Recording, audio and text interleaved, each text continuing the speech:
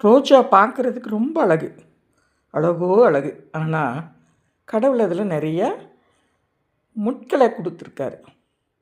குப்பை தொட்டியை பார்த்தோன்னா ஐயோ அவ்வளோ அழுக்காக இருக்கே, அசிங்கமாக இருக்கேன்னு நினைக்கிறோம். ஆனால் குப்பை தொட்டி இல்லைன்னா நம்ம எப்படி நம்ம வாழ்க்கையை கடந்து போவோன்னு யோசிச்சுப்பார். குழந்தைகளை பார்த்தா எவ்வளோ சந்தோஷமோ, அந்த குழந்தை இல்லாதவங்களை இந்த சமுதாயம் பாடாப்படுத்திடும். மல்லிகை தினமும் ஒவ்வொரு நாளும் மலரும் பொழுது நல்ல நறுமணம், மனம்னா மனம் அப்படி நறுமணத்தை கொடுத்துடும். ரோஜாவும் குப்பை தொட்டியும் எல்லாமே கடவுள் படைப்பு தான்.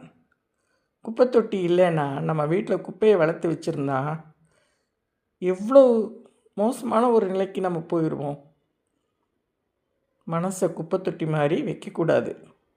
ரொம்ப தெளிவாக ரோஜா மாதிரி அதையே ஒரு அழகாக வச்சுக்கணும். நம்மளும் மல்லிகை மனம் கொடுக்குற மாதிரி இந்த சமுதாயத்திற்கு ஏதாவது உதவுற மாதிரி வாழணும்.